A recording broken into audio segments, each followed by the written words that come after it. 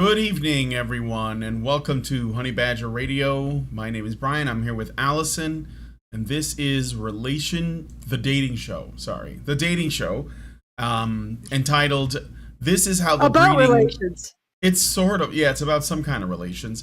This is how the breeding kink is patriarchal oppression.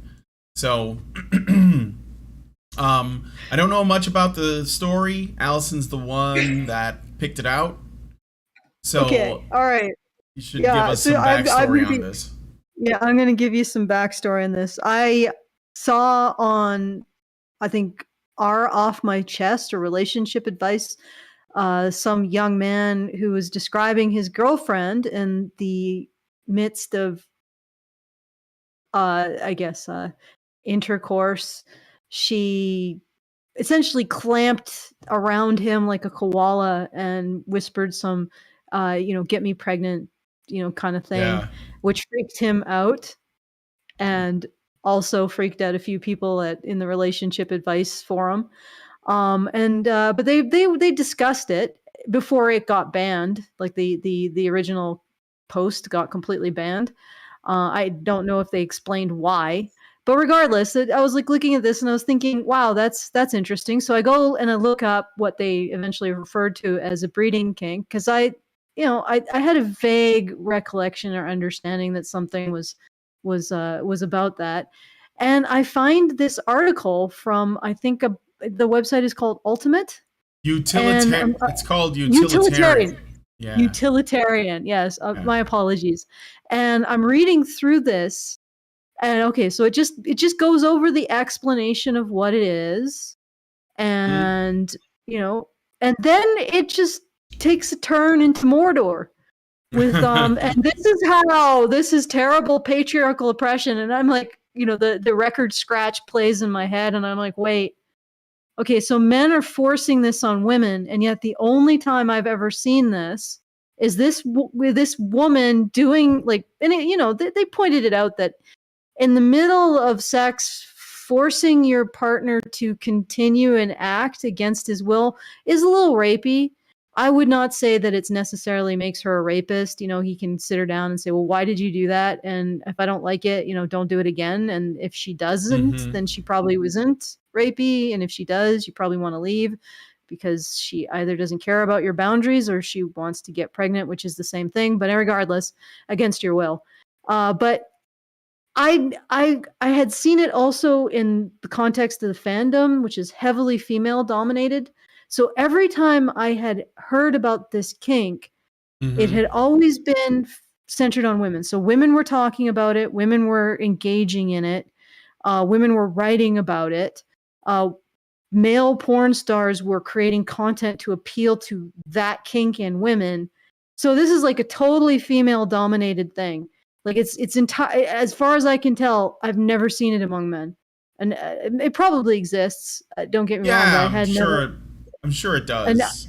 And I've never seen it, and I don't see any porn stars appealing to that kink in men. At the very least, it's not gendered. But if it is, it probably leans towards women because, just speaking as someone who's pretty vanilla.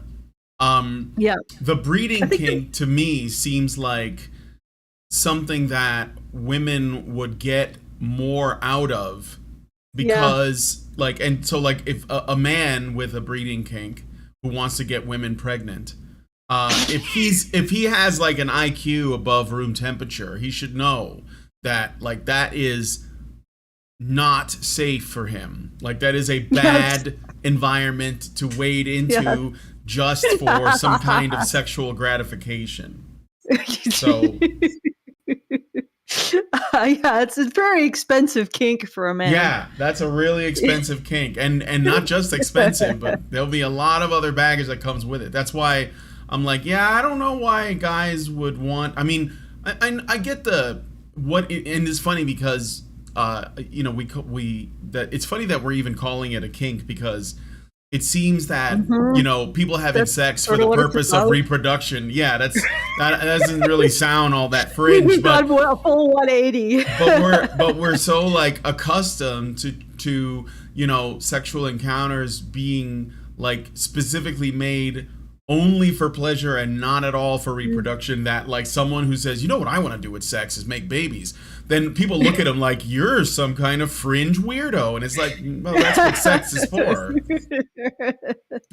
Oh man, yeah, they actually in the comments to that there had a fairly happy ending when the guy told the Redditors that his girlfriend was very evasive about talking about what she was doing.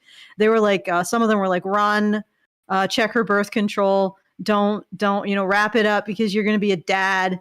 She's trying to entrap you and stuff like that. But then he talked to her, and apparently she does have a breeding kink. She's just embarrassed about it. And they went on their merry ways before. That's dangerous. I guess. Like, yeah. Well, it's not dangerous. Well, I'm just saying because you want to have children, I'm guessing. Yeah, if you want to have children, but like that's what I was thinking. Like if she, it is a bit, was just dating this guy and maybe dated other guys, and that kink came out or whatever, that desire, it might just be a misdirected desire to start a family. I'm just like, ladies, you might want to look into it. Maybe it's not everything that you're into is a kink, you know. I know that a lot of things get classified, but maybe you just want kids. Instinct. Yeah. Well, yeah. That's what they went through. That they were like, yeah, maybe she just, she's decided that she wants to have kids with you. And once they had the conversation, they seemed to be fine with it. Before the Reddit mods pulled it for God knows why, because maybe it depicted a happy heterosexual couple communicating. God forbid. That's not allowed. That's not allowed. Yeah. Okay, but yeah, I just found this article hilarious because, as I said, I have only ever seen this in the context of women having this kink and writing about it and drawing it and talking about it and having actual porn stars develop content to direct to female clients who like it. And it's like, and then this article is, and this is how men are responsible. And it's like, women are off in their own world doing this thing, and men are still responsible. How? Yeah. Well, how? I guess we're gonna find out. Yeah, I guess we're gonna find out. So no, they never really explain. Wow, how? So any thoughts before we dive into the article? Anything else you wanted to add or say to the audience? Okay. So I have started our monthly fundraisers at feedthebadger.com/project/badger-media-blitz. So please do throw a few shekels in the hat so we can pay for Brian and Hannah and HBR for the month. I apologize that I'm sort of wiggling around. I got a mosquito bite on my elbow, which is like the most uncomfortable spot. I hate it when I get them on my fingers. Sometimes I get my fingers and toes, like a mosquito bite, like right in between. Yeah. Yeah. Oh, that's awful. I've been lucky though. It's too hot here for the mosquitoes. They're just not interested right now. It's been like over 90 degrees like every day. For those of you guys who understand Fahrenheit, which I think is like over 30 or close to 40 in Celsius. So yeah, I think so. I'll do a quick why don't we get the article up? Yeah, bringing the article up now, over 90, like 93. That's like the average. All right, so this is the article from utilitarian.net, and it's called Breeding Kink Explained, Complete Fetish Guide by Catherine Morland. So, plus some feminism. If you're a man and you impregnate a woman, it's a fetish. Apparently. Nowadays, social media platforms are swarming with people discussing different fetishes and discovering their favorite kinks in the process. Though some of these kinks get a lot of attention and most adults know all about them, some still remain slightly mysterious and niche. The breeding kink is one such example. So, wait, what? So I don't understand. Like, you know what? Is this one of those things where feminists, like the woman who wrote this article, they want to invert what is fringe and what is normal. And so pushing the normal out towards the fringe and pulling the fringe in towards the center, into the normal. It's like the inversion of standards or something, because I can't take them seriously when they say, you know, what they're calling the breeding kink, which is basically guy has sex with woman and impregnates her because she wants to, you know. It's not precisely that. It's the possibility of it. Yeah, and that's a part. Well, that's part of the thrill, but like, I don't know. It's hard taking to sexual pleasure when they say from the most mysterious and niche is basically jizzing inside of her. I don't get how that's mysterious or niche. You know, like, I don't know. I used to date this crazy goth chick like a while ago, and she this was years and years ago, and she took me to a website called FetLife because she was on FetLife, and it had like a complete list of every fetish. It was basically a place where you can meet people that you share, I guess, you know, interests in fetishes with. And I was looking at the list because I'm not into all that, you know, and I was just curious what was out there, and that's what we were doing. She was just showing me like, oh yeah, this is a community I used to be a part of, and I'm like looking at everything. And what is I guess the reason why I find this kind of fascinating is that just like on FetLife, there are a bunch of things that would obviously be fetishes, like dressing up as, you know, in costumes, or pretending to be animals, or pretending to be a baby. You know, like there are a lot of weird things, like in, you know, with that. But there was also all the normal things, like kissing was a fetish. And I was like, how is that a fetish? Like, you know, kissing, oral sex, regular old missionary sex. Like, they basically listed every possible sexual activity, even just romantic or intimate activities, as fetishes. And I was like, I couldn't understand that. Maybe I had the whole thing wrong, but I was like, I thought that fetishes are things that are outside of the norm, or maybe they're normal, but like people kind of really obsess over them, you know, like they fetishize them.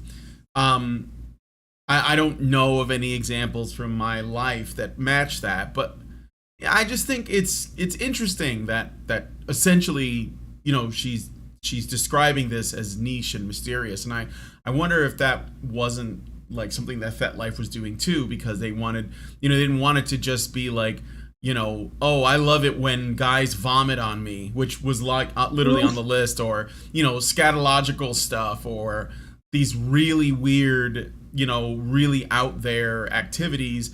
I'm gonna lump in some making out and hugging, you know, and spooning, like things that I think people who are just normal do. So that, I don't mean to like run rampant on this tangent. I'm just kind of surprised by the way this is being framed.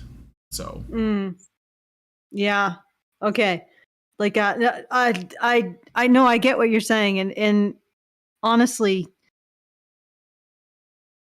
I don't know, this is probably this is a pretty vanilla kink, I would imagine. Yeah, I would imagine. I mean, I don't think it's safe. I think that men should be careful, but yeah. Okay. So what does having a breeding kink mean? Where does such a preference come from? And what are some cultural explanations for them? Stay tuned to find out. Oh, that's a little cringe. So breeding kink defined. A breeding kink is defined as an extreme attraction to the idea of either getting pregnant or getting someone else pregnant during sex. Generally speaking, people with this kink get off on the idea that every sexual encounter poses a big risk of pregnancy. Aside from the biological aspect, the breeding kink is also based on an imbalance of power. Namely, my penis just shrank to half its normal resting size. Just reading that sentence is such a turnoff. Namely, one person is always more dominant while the other submits to their advances. The submissive does so knowing what the possible consequences are. Okay, so the submissive is the No, person. I don't. Well, I'm sorry. Go ahead. no, no, No. no. There's not a power imbalance from what I've seen. It is literally just eroticizing getting pregnant or the Yeah. potential of it. There's no, like, the woman who basically hugged her boyfriend like a koala and didn't let him withdraw, uh, was that I guess she was playing out a power imbalance, but I'm guessing that this female author would say that no, the power imbalance is always towards the one impregnating and against the one being impregnated. But it's like, I don't know, it doesn't, from what I've experienced, no. From what I've read in the fan community, it doesn't necessarily have a power imbalance. I'm not Yeah. saying that there isn't some who just drive that concept into the ground with everything, but I don't think that's not this essence of it. So right off the Yeah. bat, I think yeah, you're right. The she's power distorting imbalance it. thing doesn't really work. She is distorting it. She's setting up Hmm. the playing pieces. Yeah, Most she's of the getting time, the chessboard yeah. out. Yeah, she's getting the chessboard out. Most of the time, people enjoy unprotected sex in order to indulge in this kink. Well, I wouldn't, I don't know if there's another way to do it, but yeah. The exchange of bodily Mm, fluid, well, like to like be using protection and also, I guess if the woman's on the pill, but then the risk isn't there, yeah, so well, it's like not always the the risk. It's just it's just the play act. aspect. Yeah, Yeah, you know. okay. So Yeah, sometimes sure. the couples will completely reduce the risk to nothing and then still, or try to, and then still sort of play act it, you Yeah, know. yeah. Yeah. Okay.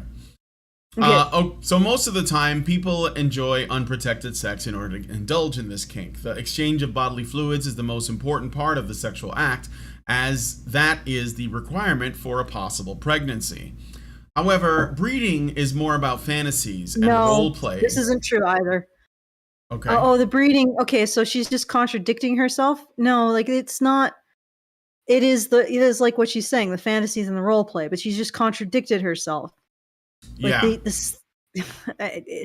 yeah, okay, I'll keep going. All right. I won't pick this part apart as much because it gets How, better. thus, they might still use protection and almost completely reduce the possibility of pregnancy. Instead, they will simply pretend that they are having unprotected sex and enjoy the dom sub power play. Well, then is that still the breeding kink then? Like if he's Yeah, wearing yeah, yeah. condom and sort Some, of? like, they need to get rid of all of this, like, social studies and get back to how to write an essay and how to support an argument, because this is bullshit right off the bat. This is poorly written. Yeah. I'm just gonna go. I'm gonna say she's saying it's this, but it's this also exact opposite thing at the same time. You're not capturing the essence of the thing. Then you gotta figure out what these two things have in common. Okay, Yeah. one is like, people are role playing the breeding kink because it's all about pretending. Um, and then the other one is, it's really about actually getting the potential of getting someone pregnant. It's like, this is two. Are you saying these are two examples of it being expressed? Because it sounded like she was saying that the breeding kink required a power differential and required the exchange of fluids. And then she says, but no, it doesn't. I Yeah. don't know. Yeah. I agree with Like I you on said, construct an this. argument. Yeah, like the social Construct a studies stuff. definition. I feel like this is like a college kid trying to like get an essay done with a larger word limit or word minimum than they expected, and so they're just like, I'm going to talk about my fetishes, and I'm going to drag this out for several paragraphs. Um. Okay, let's keep going. Okay. Well, Maybe anyway. she start to actually define something. Yeah. Maybe. So, while the biological aspect is essential for breeding, you know what, I'm just going to keep going. The kink is also based on a deep emotional connection and trust. The idea of creating a new life with the one you love is a great driving force for many.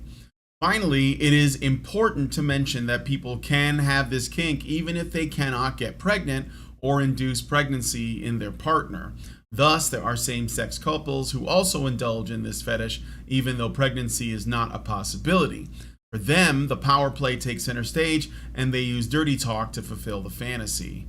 Well, that almost sounds like it's something else then, because, like, how would lesbians, you know, I guess they literally they'd have to literally pretend, right? Like they're fantasizing about being able to get the other pregnant. Yeah. Okay. All right, we got it. Are breeding and pregnancy kinks the same? While they may appear quite similar, though these two kinks have one pivotal difference. While breeding is the attraction of the possibility of pregnancy, an actual pregnancy kink involves being attracted to someone who is already pregnant. So one is focused on the act of impregnation and the other on the person who is expecting a child. Well, a clump of cells. And also, like, so if you have like a breeding kink and you're a man and you're with a woman and she's got the same one and you guys engage in that and then it results in her getting pregnant, because that's always a possibility, does that then mean you also should probably have a pregnancy kink? Because, you know, now unless you're going to break up with her and she's like, well, you gotta make sure you got the coordinated fetishes, right? Yeah, you should have that lined up. So, okay, look, if I get you pregnant because that's a kink of mine, then once you are pregnant, I'm still going to be attracted to you. I'm just going to I'm going to change lanes and we're going to be on this road now. And then you'll have to change lanes to the MILF kink as well. Yeah, and then after the baby is born, then there is that. So we should probably plan on staying together for a while. And maybe we'll have constructed the nuclear family again from a series of kinks. Yeah. The average life cycle of the pair bonded Christian. It is from these kinks. It does appear to be the nuclear family with extra steps, but that's like the impression I get. But again, I'm fetishizing the nuclear family. Yeah, that's true. That's not bad. It's not the worst thing that you could do. Yeah, no, I mean, no, I think it's a little weird, but if it works, if it works. Senior Sticks gives us $2 and says, can doing one's taxes be a kink? Absolutely, if you enjoy it. I mean, I'm sure, look, if it exists, if you can come up with it, someone is into it. Like, that's just mathematics. That's all that is. I should remind people, go to feedthebadger.com/justthetip to send us super chows. We really appreciate that. Yep. You get the full benefit of the moolah and you get the full benefit of not being censored. At least not, there may be some things we don't want to say on air. Yeah. But we're a little bit more intelligent than whatever weird algorithms PayPal or YouTube chooses. So once again, that's feedthebadger.com/justthetip. Go and send those in, because this is an amusing topic. I want to hear your thoughts. Yeah. All right. You haven't got to the good stuff yet. I know. I'm working my way. So the biblical origin of the breeding kink. Just like many other kinks, breeding can also be traced back to the Bible. For one, the Bible endows men with dominance and ownership over women, making them seem like the superior sex.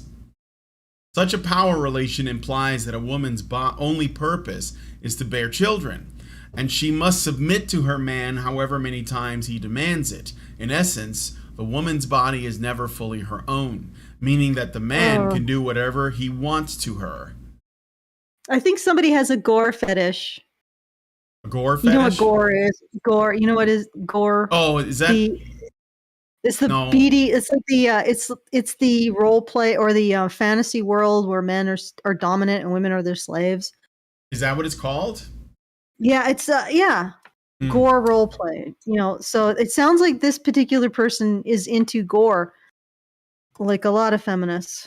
It's not surprising that she immediately goes to the Bible as though it's the only authority that or that it supports what she's saying. Yeah, and claims that it supports what she's saying. But it's also like it's like the go-to, because like most people won't defend, they won't stick up for the Bible, but also it looks like it's one of those things that like a lot of people pull from that book to claim to show that women are, victims, but whatever their examples usually are, the more you look into it, the less true that becomes, like it's almost like the wisdom of that book, or just the wisdom of the ages, for those of you who think that I'm like, being overly charitable to the Bible. But if you just look at the wisdom of history of the ages in general, they have like, they make prescriptive suggestions in how to build families, and what, men's role is and what women's role is. And in general, they both have to make sacrifices. And, of course, this woman assumes that women were just viewed as chattel. Women were still viewed as chattel when when the Bible existed, and men could just do whatever they wanted, and there was nothing expected of them, which is just ridiculous, right? So, and I know this is a bit of a tangent too, but she is using this as I guess that these kinks come from there, where men dominate women, and the truth is that in general men serve women. I mean, that's what they try to do. So I don't see this argument, but all right. And of course they're again boiling it down to power differentials, which is how most of these people see relationships. They're not. Oh, Allison dropped out. You dropped out, Allison. Okay? Can't hear you if you're talking. Hello? I'm just gonna wait and see if she gets her video situation figured out. She left again. All right. I'm just gonna wait. Sorry about that. She'll be back. I think. We'll see. Let me just check my phone. I don't want her to miss. Oh, yep. She's coming back. Looks like. Okay. I think I'm back. Yeah. What happened? Oh, I just had an issue with my connection for some reason. Oh, okay. All right. Well. Okay, so gore is basically just like you're saying, like women are chattel. Yeah. So can you hear me? I'm good? Yeah, I can hear you.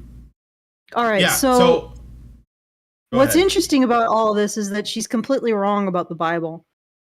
Yeah, that's what I was saying. Yeah, I mean, you just have to read the story of Jacob to know that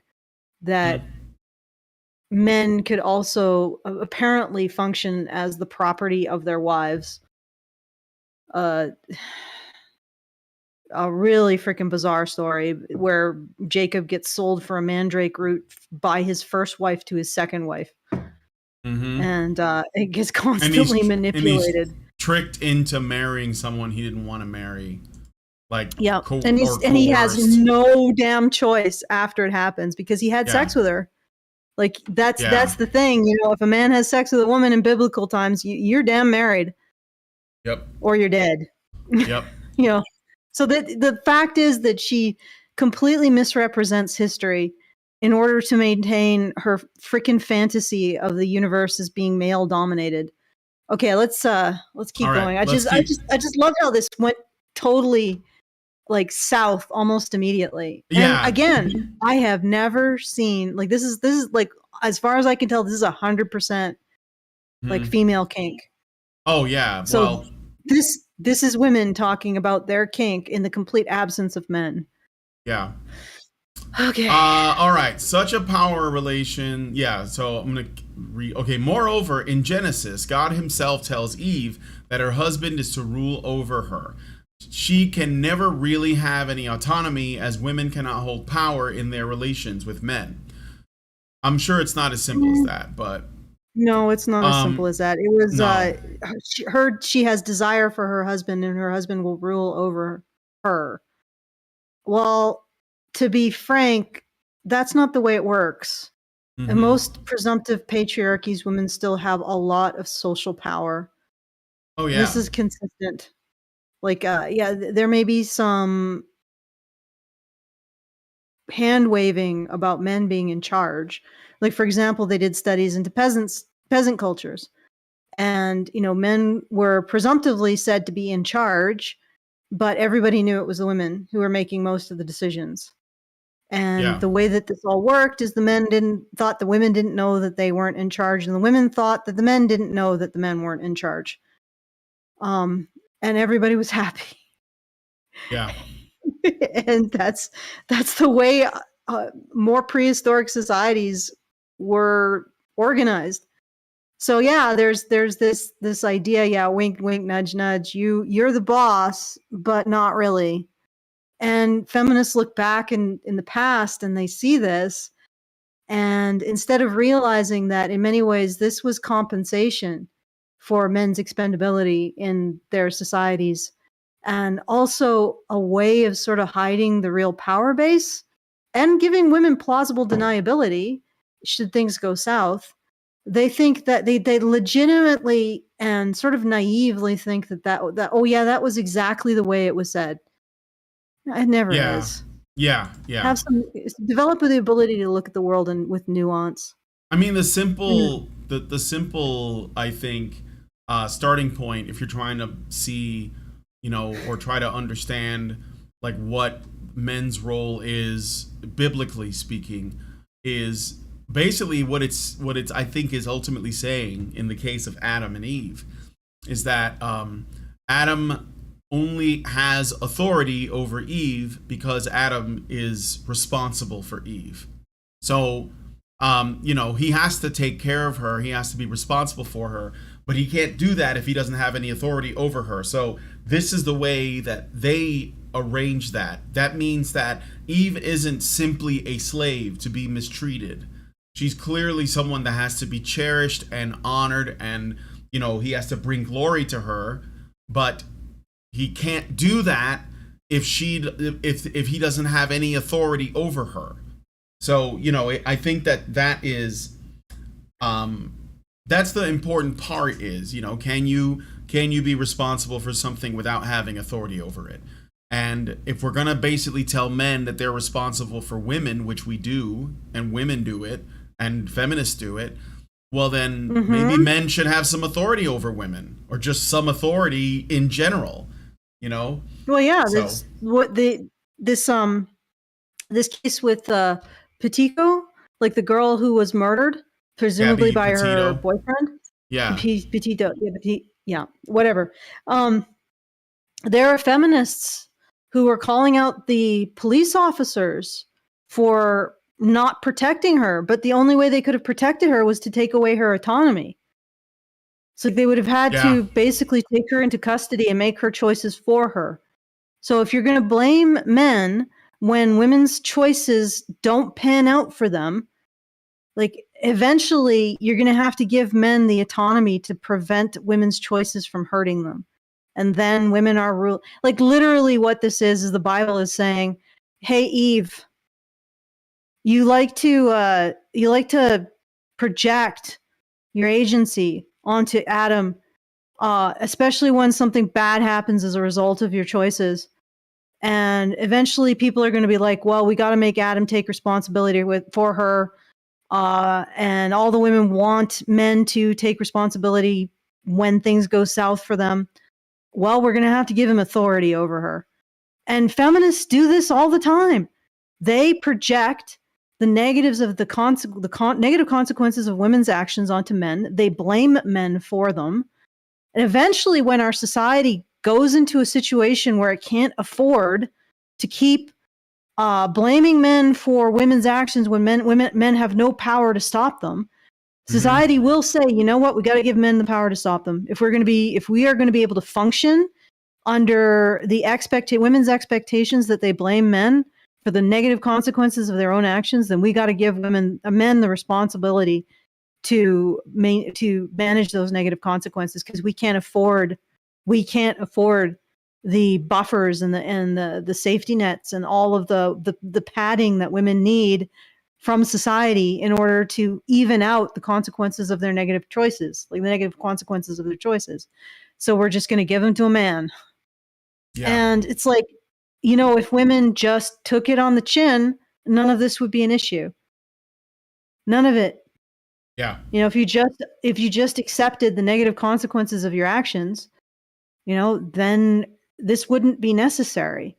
Men wouldn't have to take responsibility for you, and we wouldn't eventually have to progress to a society when we lose the ability to absorb the negative consequences of women's actions. We wouldn't have to progress to a society where men have to control them. Yeah. Like that's, and it's right in that one example of the feminists complaining about police officers not taking away a woman's autonomy because the end result of her choice was something really bad. Or the end result of her choice to continue to go with her boyfriend was something horrific. Well, if you want men to be able to stop that from happening, you have to give them authority over women, feminists. Do you realize that? And the Bible, I think, correctly and very cynically pointed that out about women. Yeah. So I'm being told in the chat that what you're describing as like dom and sub with men and women is not called gore, but it's just called dom and sub. So gore might be something else. I don't know. It sounds like it's got Gorean. Yeah, it's like a sci-fi fantasy. It's not gore as in like violence. It's a sci-fi fantasy about a world in which women are literally treated like chattel. And women are a lot of the role players in that. Yeah. Okay. Well, there you go. I said it, I saw it, and we dealt with it. All right. So back to the article. Let me see. Moreover, yeah, I already read that part. The Bible is also notorious for describing pregnancy as a kind of punishment. It is something that women are subjected to, and they have no agency at all. The only thing they can do is give in to the misery and bear the burden until the child is born. Meanwhile, the man only gets to feel pride for continuing the family line. Okay, so first of all, birth control didn't exist back then. So most sex resulted in babies, and pregnancy was like, it was a burden for women to bear. And you know, the Bible talks about it in the sense of it's sort of a punishment for humanity. So you know, Eve, for example, she was the first person to be pregnant, and God said that it's gonna suck, and it's part of your punishment for screwing up in the Garden of Eden.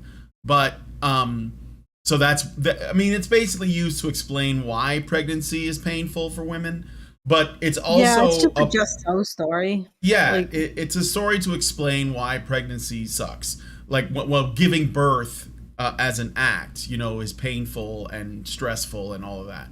But again, I think what they're missing here is that, like, the Bible is always asking for sacrifice from men and women, and the female sacrifice is motherhood. Like it.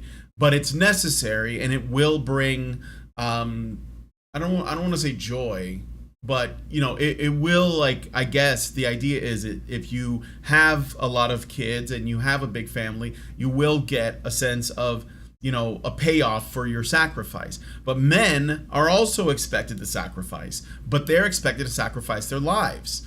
And so, you know, and this is like, the Bible simply reflects, I think, you know, if you're not a religious person, it simply reflects like what we've always done even before the Bible was written. So it's just reflecting our own history and evolution prior to its existence. So yeah, men would make sacrifices, which is why the whole story of the Bible revolves around Jesus Christ in the New Testament, who is the ultimate man that makes the ultimate sacrifice. And so, like, the purpose of that is to basically tell Christian men, this is what you have to shoot for. And that's built in, right? but women have their own sacrifice, and frankly, it's not even as bad when you think about it. Just like having a bunch of kids. So I think you can handle that. But of course, she has to frame that as like some kind of imprisonment or slavery. Well, it's ridiculous, and it's also ridiculous because, like you were saying, Adam had to make his own sacrifice. But if you're talking about a Christian context, when Mary comes around, Mary has absolved the sin of Eve. Like, I'm pretty sure that that's one of the things that was decided upon. Whereas semen is the vector of sin into the next generation, and as the penis is the demon rod. There's a lot of anti-male sexuality going on in Christianity. And then the story of Jacob is just sort of a little horrifying. But so she's ignoring all of that. And Joseph she's ignoring the fact that she's ignoring the fact that, yes, women were commanded to submit. And honestly, I think the better word would be trust. To trust their husbands. Their husbands are commanded to sacrifice for their wives, like Christ sacrificed for the church. Do you notice how much Christ sacrificed? That's a lot of damn sacrifice. I don't think that really can be called patriarchal in terms of treating women like chattel, like something you own, one, or alternatively using them just to men's benefit. Literally, men are supposed to, in a Christian context, be willing to sacrifice literally everything for their wives. Everything. Yep. And this woman is framing that as patriarchal in terms of a system that benefits men at the expense of women. That's how feminists use it. That's ridiculous. Yep. Yeah, it's ridiculous on its face. Yeah. All right, let's keep going down this ridiculous rabbit hole. Like, lady, just go back to your Korean fantasy role play. So that's where you want to be. Stop spreading it around everywhere. All right. If you take all this information into consideration, it's quite easy to see how the breeding kink originates from some of these ideas. For one, a man dominating a woman and using her just for impregnation is at the base of this fetish. No, moreover, yeah, well, I don't think so. But like, could it be that? Yeah, I don't know. I don't think that men are saying I got this out of the Bible, even if they're into it. Like I literally have never seen any indication that this is a very large fetish among men. Yeah. Like I fetishize paying $800 a month in child support. Yeah, exactly. So. No, nope. Okay, so moreover, the kink is all about the woman's loss of bodily autonomy and any type of control, both of which are concepts the Bible heavily promotes. So is she trying to suggest that this is like a uniquely Christian fetish, or that Christian women have? Because you have to like, well, I mean, like I said, she's trying to make she's trying to make this. What was that? Yeah, breeding has a racist history. Oh, does it? Yeah, butt breaking. So what's the next thing? Internalized misogyny or female empowerment. From the biblical... this is a kink I have only ever seen women talk about this kink, express it, write about it, draw it. I've only ever seen male porn stars feed into this kink for women. I mean, maybe there's some feminine gay guys who like this. So this is something that's completely defined, that's completely sought out by women in the absence of men, for the most part, as far as I can tell. But of course, it's still internalized misogyny because men are just that powerful. Yeah. Okay, let's keep going. All right. From the biblical origins discussed above, it is clear that breeding seems to be one of the most misogynistic kinks out there. Aside from promoting women as inferior to men, it also advertises harmful patriarchal practices that many women still have to face every day. Oh, for the love of God.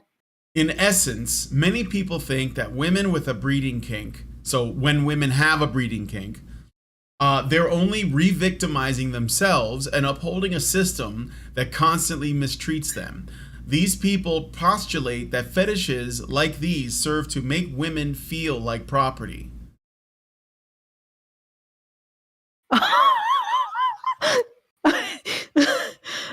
So when a woman has the kink, she's actually not supposed to have it because it's harmful to her.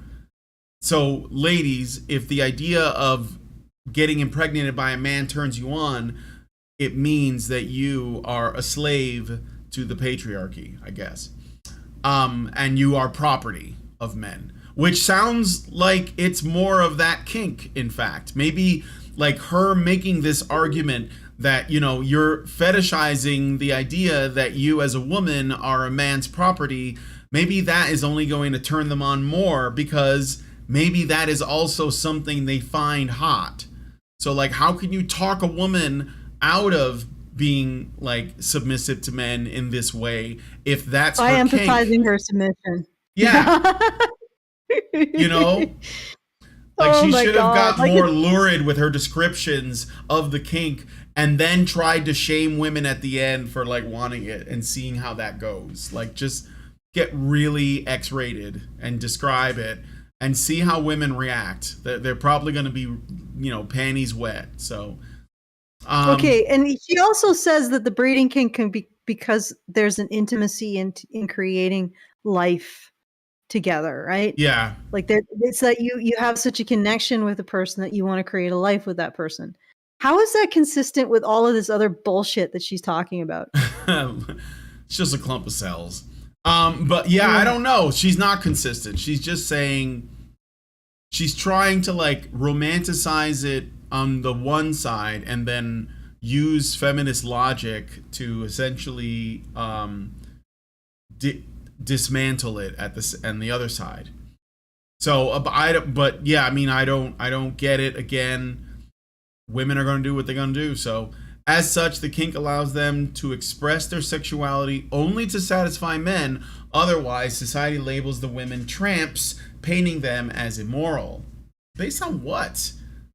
Like what you're doing in the privacy of your own home, even if you're into taking a dump on each other's chest, is your business. So like, how is society going to have I mean, society will have an opinion on taking a dump on somebody's chest, but you have to know if you like have like a weird fringe, you know, turn on that you're gonna like, if you want to like continue to coexist with others, you probably want to keep that to yourself. So, but that's not like, society's not imposing anything on you, and it's not calling you a tramp. However, there are also those who view the situation completely differently. Namely, they see this kink as a way for women to reclaim agency and enjoy their bodies on their own terms. Of course, you can say that about anything and turn it into empowerment. In this case, they agree to the power play in the bedroom only. Conversely, they remain fully independent outside of it. Yeah, well, I want you to put your seed into me, but I still run my own business and I'm a boss bitch. So don't call me Miss, okay? It's Ms. Oh my God. All in all, you could say that this fetish fully depends on the couple enjoying it. If both people consent and no one feels pressure to take part in the fantasy, the misogynistic aspect ceases to matter, but it's still there. What if the man doesn't consent? Is it misandrist? No, of course not. I think I just blew her brain out the back of her thin skull. Just what? Men not consent to me? Oh, it's not possible. Bok bok bok. Why would they do? They want to impregnate me. I know it. That's all they think about. Is it true? Yeah. Is it true that breeding has a racist history? Should I skip this part? I'll defer to you, Brian, with the question of racism. Oh God, this is like one of my least favorite things to deal with. All right, so Even though many people are unaware of this fact, breeding became popular in the U.S. when slavery was at its peak. That's bullshit. People have always bred. What are you? Breeding, having babies, it spiked in popularity because of slavery. What?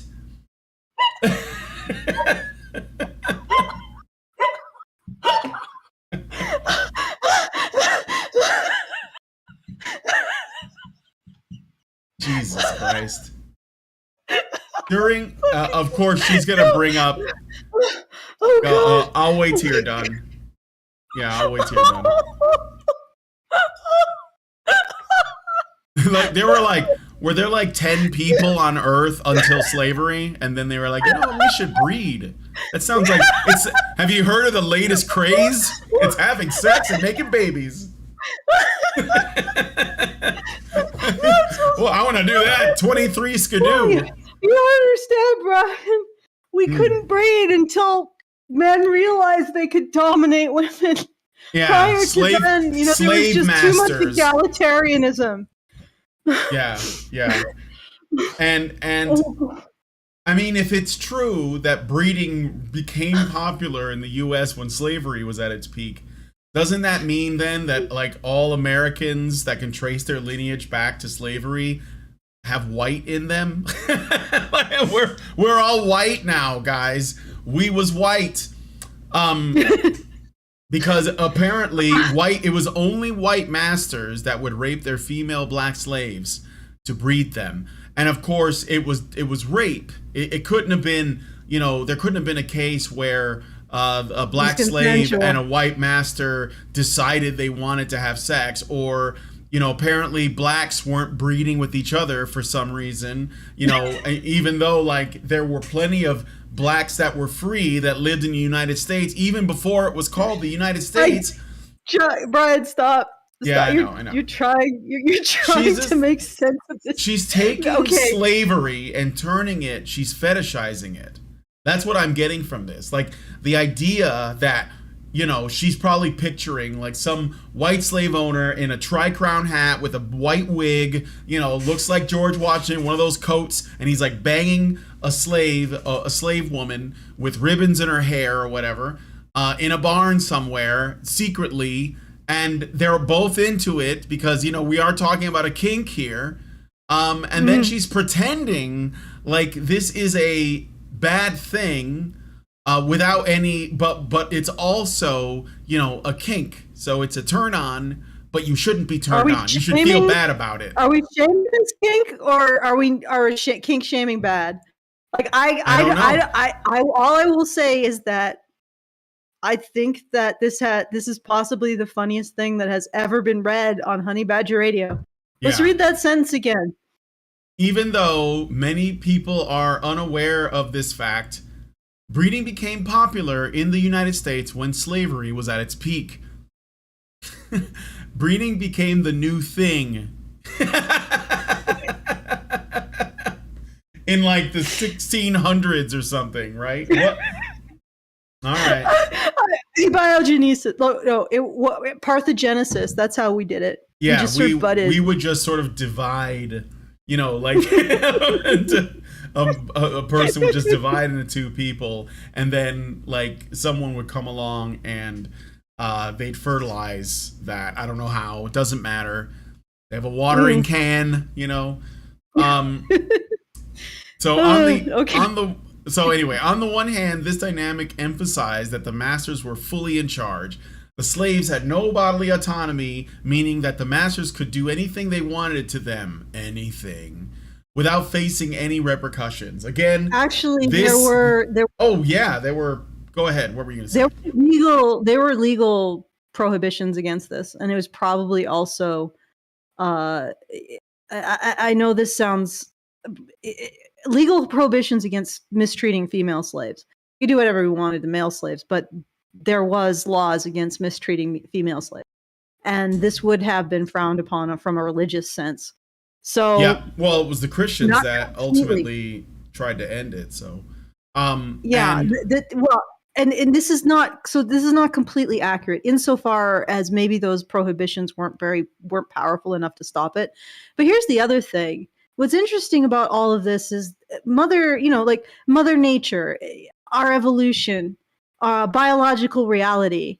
Like when men get women pregnant, they also change themselves. So yeah. It's like they change hormonally. Like so. This isn't completely one-sided. No. And I don't think she's of course going to oversimplify things, like in terms of like what, the man in this exchange felt for the woman. She's going to make it seem like it's nothing, but I doubt that. That's what I was saying. Yeah. Like, that. And another thing too is that like first of all, and I've said this before, a very small percentage of the population actually owns slaves. And the other thing is they usually only owned a couple because you had to house them and feed them and clothe them. And I know that they want you to believe that they didn't do any of that and they treated them like animals and all that. And maybe there are some examples of a few people that did, but I think the overwhelming majority treated them as a resource and they had to take care of that resource.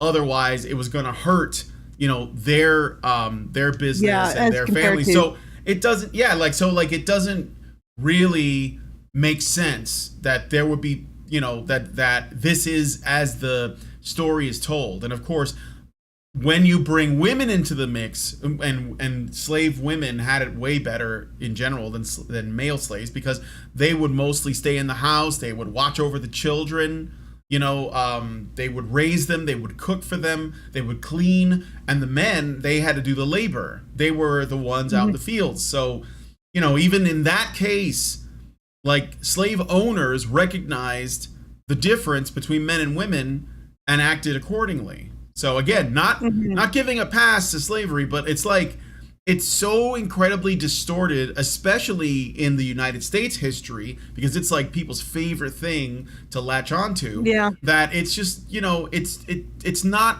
even close to reality. And so go on.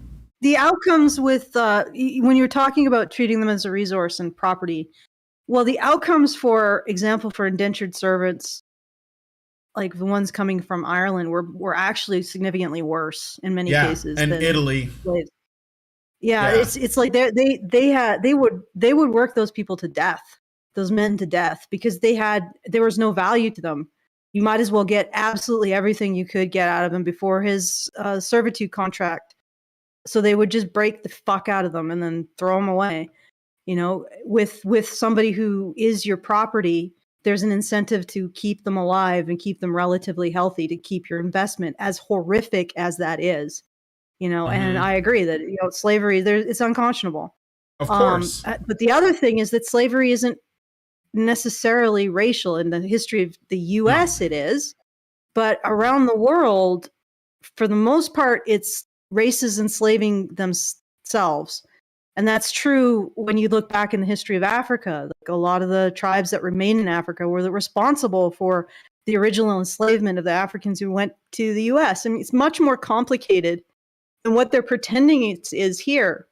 Yeah. But again, I think this is fetish. Like, this woman is fetish. She is obviously she's really into being dominated by she comes across as someone who finds that attractive because she keeps going back to this dynamic. The other thing too I'd say about American slavery is it looks racial, but in general, the people who brought slaves to the United States, they traded with slave owners in West Africa who were also black. So it's not like they were looking for blacks. They were looking for slave labor, and it so happened that where they were, the slaves were black. But anyway, let us move on. On the other hand, I think I read that already. Yeah. But on the other hand, there was also an economic aspect to breeding at this point in history. Namely, it allowed white people to create more slaves without having to spend money on them. Such an act was possible as all children born to slaves automatically became slaves themselves. I'd have to read up on that, but that doesn't really matter. She's trying to link Remember, this is all based in the breeding kink, which he's trying to link to slavery. The whole thing is, how much oppression can I lump on this fetish so that I can, I guess, attack this fetish while I also simultaneously crave to be treated this way in my own sexual life.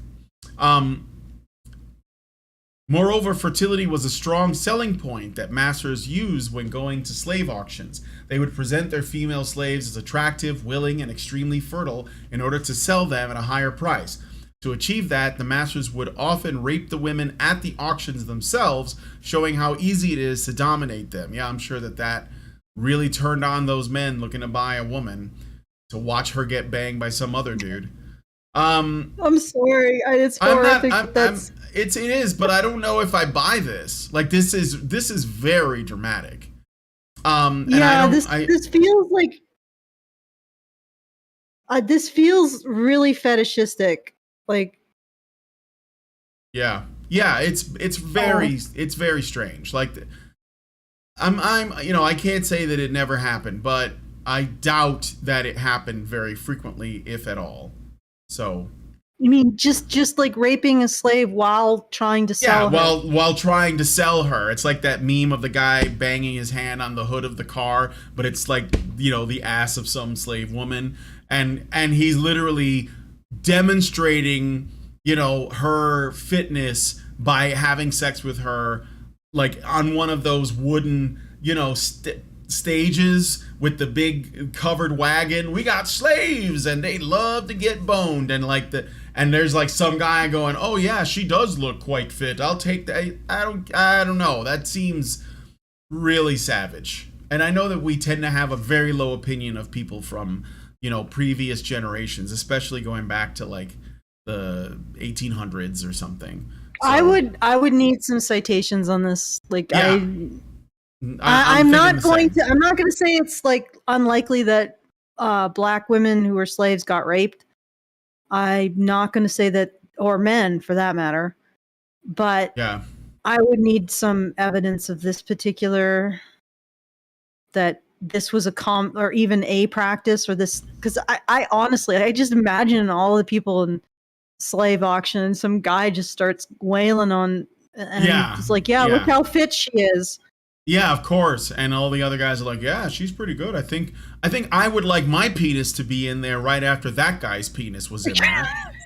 Like, that's what I mean. Like, it just, I'm sorry, but like, I don't think humans, we have this thing about seeing the modern world as like, we're the most intelligent, we're the most moral, we're the cleanest, we had like the best, we had all of the we now are better people than anyone in history because they all lived in a more primitive time. And this is like an attitude that I see a lot, especially from, more progressive minded people, where they don't honor the past at all. And this is the thing, like, this makes truths about the past harder for them to believe, because they're like, no, those people were clearly, superstitious, immoral, like God-fearing savages. How could they possibly have like an idea that, slavery was a moral wrong, which basically came out of, like I said, there have been abolitionists in the colonies in the United States for before there was a United States. And they were basically like, just, what was it? What do you call it? They were advocating against slavery. They were advocating for abolition, but the world hadn't caught up with their ideas yet. And when I say the world, I don't mean just the United States. I mean the world. Like, there's slavery going on right now.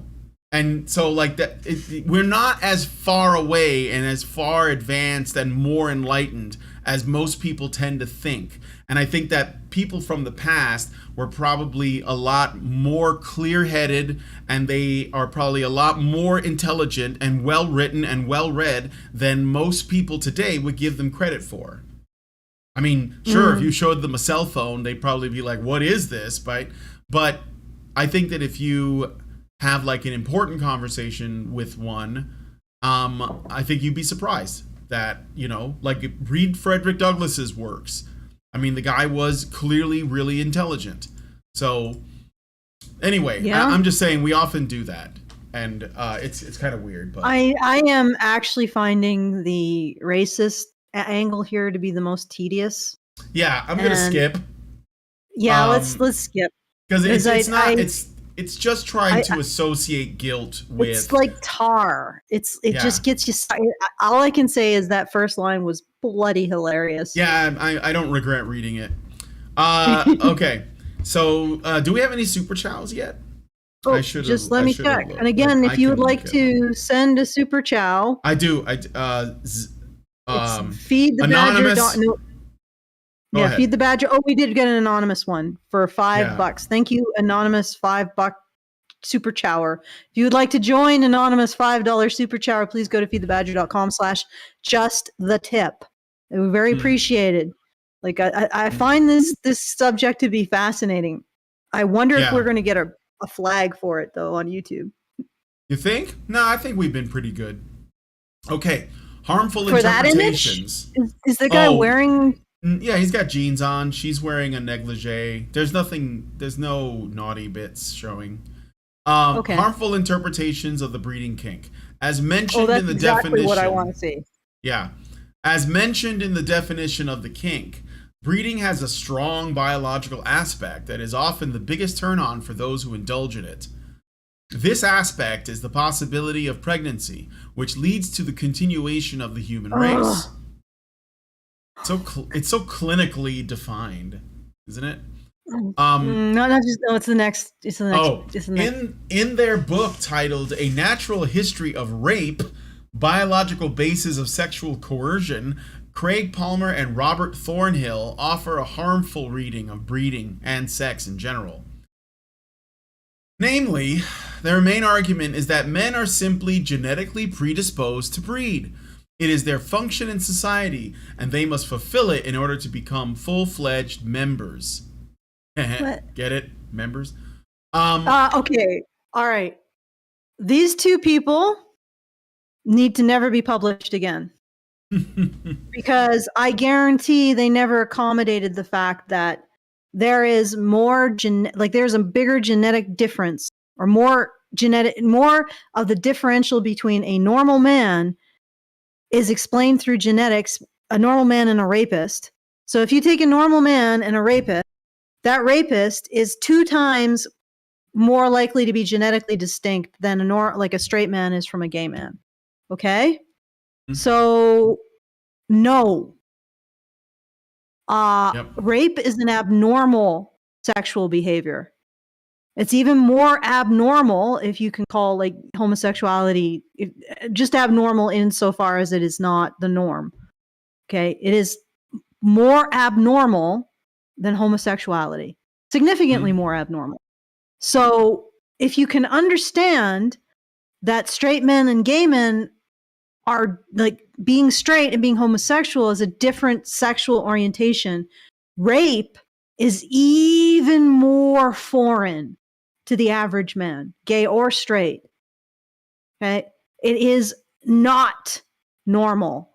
It is the exact opposite of normal. These two Tweedledum and Tweedledee here apparently are trying to normalize something which is not normal and never was normal. It's not normal for men to be attracted to rape. It is abnormal. It requires that a boy, usually a boy, not only have a predisposition to low impulse control and antisocial personality disorder or even sociopathy, he has to also be abused. And only then will he become a rapist. Maybe. So they're trying to, maybe. Yeah, actually, that's true. There are sexually abused men with antisocial personality disorder who do not become rapists. I mean, this is something that a lot has to happen. A lot of things have to go wrong to create a male rapist. I don't know about female rapists. No studies have been done. I mean, maybe that is normal for women. Who knows? But for a male rapist, a lot abnormal has to happen. He has to be abnormal genetically, and then abnormal things have to be done to him. And then, even then, maybe not. Sort of a coin flip. But here they are saying that this is a normal sexual strategy? No. Well, sexual coercion is what it's starting at, but they do in the next paragraph basically claim that, according to the book, rape is defined as a necessity, stating that men cannot control their nature.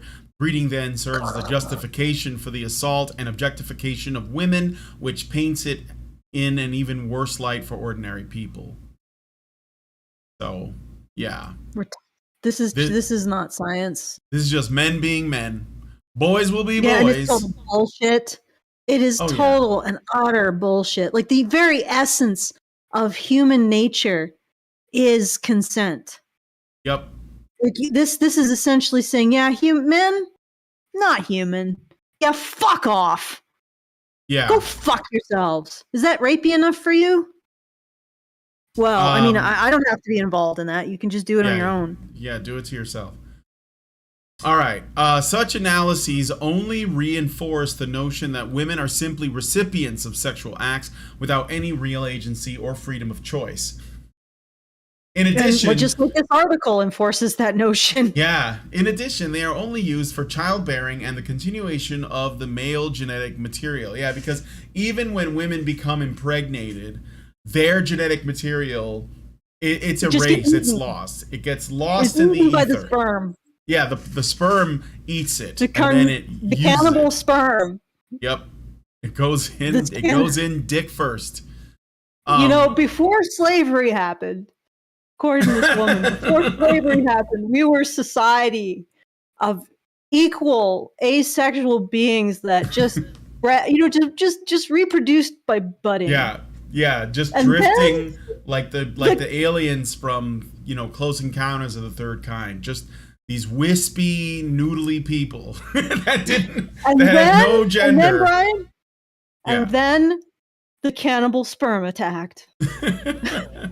Coming from the white slave owners with their powdered wigs and their constitutions. All right. So yeah, defines the, and it sounds like this Craig Palmer and Robert Thornhill person are really writing about themselves when they say, "Oh yeah, rape is a necessity. This is just what men do." Yeah, talk for yourselves. Yeah, fellas. Speak for yourself, guys. Such analyses only reinforce the notion that women are. Oh, I already read that part. So it is clear that some men see breeding as the best way to leave a mark on humanity. In an effort to do so, they select their partner based on desirable genetic attributes, including their physical appearance. For them, the emotional and intimate aspect of the kink is not at all important. Okay, so God. What are we doing now? We're just imagining shit? Is this like what was that woman, the creepy one that goes into middle schools in the UK and sexualizes teenage boys and nobody calls her out on it? Laura Bates. Laura Bates, yes. Yeah. No, so we're doing a Laura Bates thing. We're just imagining now. We're just constructing our villain of this whole thing. This horrible, horrible man that this Catherine has constructed that just takes what he wants. He just takes it. And Catherine's just lying there in her bed thinking about this man who just takes what he wants without any consideration for what she needs. Oh, you're going to rape me, aren't you? Oh, yeah, I can tell. This is what you do. Yeah. She starts breathing heavy. Please don't. But she doesn't really run away, So yeah, well, I mean, it's her own brain, right? She's imagining I'm whole saying thing. like this whole thing is like it's horny posting to me. She's horny on Maine. That's what I think is happening because she's talking about these things and the language, it suggests to me that she knows it's a kink. She's kind of into it, but she still has to do the feminist thing, and it's so confusing. It's so confusing for her. I mean, she's got really mixed emotions, but they are strong. So in all right, let's keep going. So it's clear that some men see breeding as the best way to leave a mark. I already read that bit. So yeah, oh yeah, she presumes that men only have an interest in women based on their physical appearance, and they actually don't have any emotional or intimate, investment. And again, based that makes on it the that Tweedledum and Tweedledee's stupid book. yeah, but it also could be her own fetish. Maybe she wants, to be dominated by a man who pretends as though he has no interest in her. And he's just gonna use her like a piece of meat and throw her aside, and she's gonna be on the bed smoking, and he's just gonna like kick her out or light a cigarette or go play Fortnite or something. The wider public does not accept these readings. However, it is important to mention them, as many incel beliefs stem from similar beliefs that paint women as property. Well, we got to put a name on these terrible men. Got to put a name on it. I think she just threw a dart at the dartboard and it hit incel and didn't hit red pillar or men's rights activist or pickup artist or I don't know, like it hit incel. She's gonna go with that, and they do garner the least amount of sympathy when they're invoked, so that might be like a tactical choice. But it makes no sense, so we're just gonna move on. Issues in anti-choice areas. Many countries in the world still have strict laws that stifle women's reproductive rights. These laws often prohibit the termination of unwanted pregnancies. As such, they force women to either give birth to a child they don't want or break the law. Laws like these affect impoverished and minority women the most, as they have no resources to oppose them. In these parts of the world, breeding kinks can become harmful for women. For example, it can affect... I really don't think that women in more like subsistence level economies even would look at this and understand it or even care to. Yeah. Like I don't think they have time to think about their breeding kinks. Yes. Yeah. I mean, I was thinking that, like, as I was reading it, because I know this woman is probably pretty well off, lives in a big city, and she doesn't even think that most people, like, they generally have to be very careful in deciding whether or not they want children, because that's all you're talking about is women getting pregnant. And I know you're trying to put all these other things around it, but, like, can you imagine someone that is a hardcore pro-choice activist because she wants to be able to engage in her breeding kink without consequences? Like that it's so ridiculous, right? But this is what she's essentially doing. She's saying, oh, well, some people of color and minorities and poor women, and they should also have the right to engage in breeding kinks as well, but like we don't give them control over their bodies, and so they miss out on that. Yeah, and that's actually, just a shame.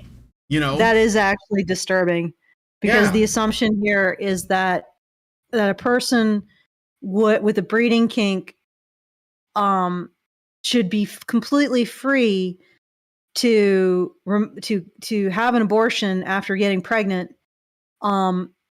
But the assumption here is that somebody with a breeding kink would be less careful, or or have every intention of getting pregnant, and but have an abortion, and that's a little freaking disturbing.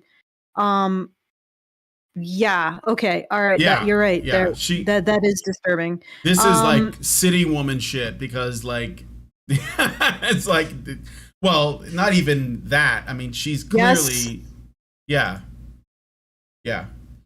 Okay. Let's keep going. Next paragraph. Is there? I don't remember this article being this long. Holy crap. It is pretty long. Thus, breeding can have dire repercussions in cultures where women already lack bodily autonomy.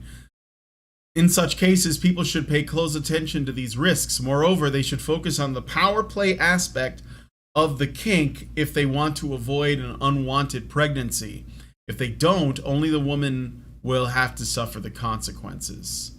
Are you how dumb is only the woman? Okay, guys, only the woman suffer the consequence of an unattended pregnancy. Only the woman. because men aren't expected to take care of those legally kids. obligated in any sense to their children. Yeah. First of all, okay, men don't have reproductive rights.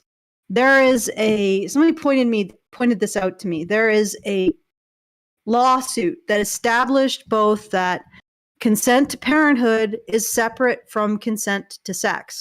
And for men, it doesn't matter if you don't consent to sex. You have consented to parenthood by virtue of, I guess, ejaculating or having someone conceive. So men don't have reproductive rights because reproductive rights literally are the ability to consent to a sexual activity, but not consent to taking responsibility for the resultant child of that sexual activity. Okay? So men don't have reproductive rights. Yeah. If you're going to say that only women can have reproductive rights because women can get pregnant, men still don't have reproductive rights. Even if you justify it by saying women can get pregnant, therefore they deserve reproductive rights, you still are saying men don't have them. Okay? They don't have them. No. There are consequences to men for unwanted pregnancies as well. Like this woman is delusional. Yeah. And strangely horny. Yeah, I think so. So I did get a super chow. We got a super chow. Average HBR listener gives us $5 and says it's Friday comedy night. Thank you for that. And it's turning out to be. I think that's the most I've ever laughed on this show. Yeah, I think so too. I can't believe she wrote that down and then looked at it and said, "This is fine." And an editor went and read that and said, "This is fine. This is good too. I like that part. This is good." And maybe even a copy editor read it and was like, "Yeah, this is funny." I don't think any of these websites have editors anymore. I don't think editor is a position anymore. I don't think it's too patriarchal, you know. Yeah, I think that it's just like it's just red tape to these people. Like, forget about whether or not my story makes sense or if we should even write this article. That's not even important. All right, so the last part of this is the last part, but all it is safety advice for the breeding kink. So it's essentially, I don't see any ideological stuff in here. It's just talking about like the various kinds of birth control, and your, things like that. There's like nothing feminist at the end. So I don't know if you want me to read through that part, but that's basically the end of the article. If I don't. Yeah, that's. You know what? I'm good. Yeah, I wonder if there's anything really stupid about her advice. Well, I mean, I don't think there is, but I could read through it. I mean, while everyone with a breeding kink enjoys. Okay, yeah. So no. Everyone with a breeding kink enjoys what? Okay, let's just do the first paragraph. All right. Enjoys the prospect of potential pregnancy. In reality, not all of them are ready to actually face it. Thus, indulging in this kink must come with some serious consideration. For one, you have to answer an important question. Do you want a baby, or do you just find the biological aspect of breeding and exchanging bodily fluids arousing? If your answer is the former, you can continue with your breeding exploits without using any protection. Of course, your partner should be on the same page and feel the same way. So this is all like common sense stuff. If you don't want a child, you need a contraception plan. How is it we could go into this wide detour of complete irrationality and then come back and, let's do some common sense. Let's treat this not as apparently a Yeah. Oh, are you there? Allison may have dropped again. She's frozen on the screen there. So I guess I'm going to have to wait. See if she comes back. This has been the worst possible thing ever, right? Yeah. Oh, am I going in and out? You did for a few seconds. What did Am I back? Yeah, you're back. Yeah. Okay. Just give me 1 second. Sure.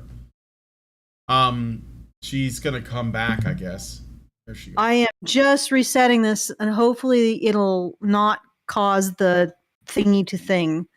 Okay.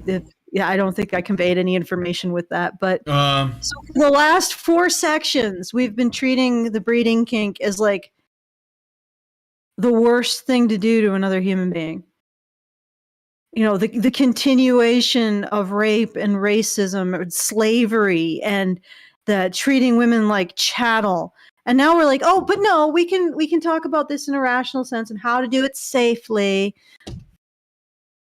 Yeah. Okay. It's a little whiplash here. It's a little change in tone. All of us, I think it's like someone else took over and said, you know, we need to talk about like some precautions that people can take before they engage in this kink that you clearly sold so well, you know, and you're going to get lots of people interested in it. and they were just like, yeah, use protection, guys. Your kink is fine. It's just, you know, it's just patriarchal oppression of women. It makes you a bad person to want it. Yeah. Shaming here. Yeah. It's so funny. It's like, I bet that they would regard any other, like if they presented any other kink in such a negative light as they've presented this kink, people would call it kink shaming. But this is because it's a kink that you could see Mormons doing. Yep. And that's bad. Also, we didn't discover breeding breeding didn't get popular until slavery. Yeah, I could see the slave owners standing around with all their slaves, and then one how of them is just that out of the work blue with her? says, "You know what else we should do now that we have slaves? We should breed."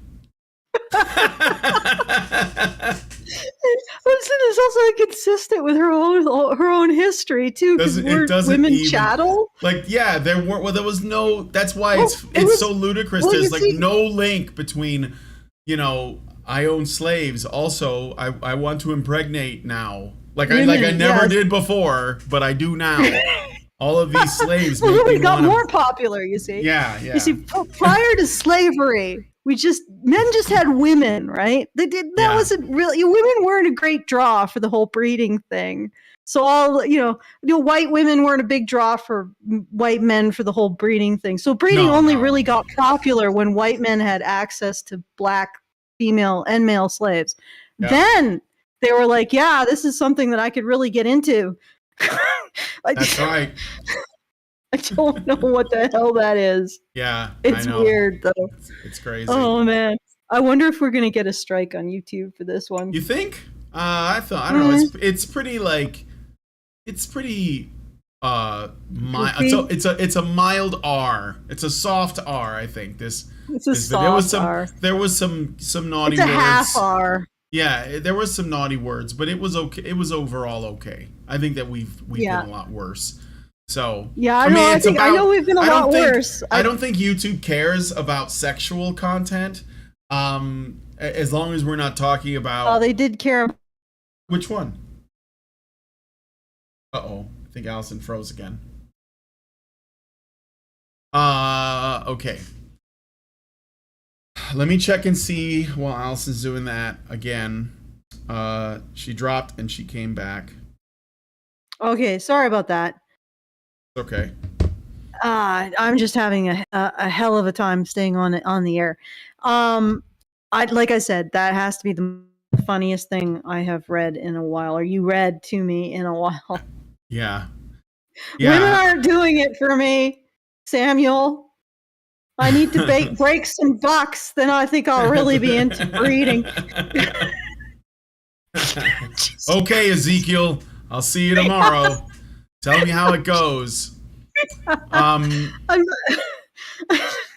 It's funny because goddamn, like no. It's so this lady is. People enjoyed breeding before slavery. I have a pretty sure. I have a bit of a. Sure. I think that shit was going down in Rome and Greece, and the slavery too. So maybe there's a connection. Yeah, the Western Plains. You know, like Australia, I'm sure people were breeding. I don't know, man. I mean, I know it's a stretch, but that's my thinking. So anyway, I have a feeling. Yeah, I have a feeling. Yeah, I know. I don't have like I think breeding was popular before slavery. Okay. All right. So I guess that is the show. We haven't gotten any more chows, super chows, or yeah, it's probably a little too late for some people because I know that we have like a not insignificant number of European and English followers. Yeah. So sorry guys, I guess you'll get this on the flip side. Yeah. So I guess we can wrap it up. If you want to do the closing thingies. All right. So once again, we're doing our monthly fundraiser. So please go to feedthebadger.com/project/badger-media-blitz and put a few shekels in the hat to support our content so we are able to bring it to you next month. Once again, that's feedthebadger.com/project/badger-media-blitz. Thank you for the assist there, Brian. Yeah, there is a link in the description too. I'm still on the slavery made breeding popular. Yeah, wild. But yeah, you'll see the Super Chow and the Badger Media Blitz in the description, so you can just go there. All right, so if you guys like this video, please smash that like button, subscribe if you're not already subscribed, hit the bell for notifications so you know when our shows go live. Follow us on all of our alternative platforms like Rumble, DLive, Twitch, Facebook, Twitter, and I think that's all of them, and YouTube. And leave us a comment. Let us know what you guys think about what we talked about. There's a link to the article in the description so you can look at it yourself. And most importantly, please share this video because sharing is caring. And if you guys can't do anything else, then sharing is the best thing because you might just get one more person to come check us out and maybe they'll like what we have to say. So thank you guys so much for coming on today's episode of The Dating Show, and we will talk to you all in the next video. Men's rights activists are machines, dude. Okay? They are literal machines. They are talking point machines. They are impossible to fucking deal with, especially if you have like a couple dudes who have good memory on top of that too. Holy shit, you're fucked.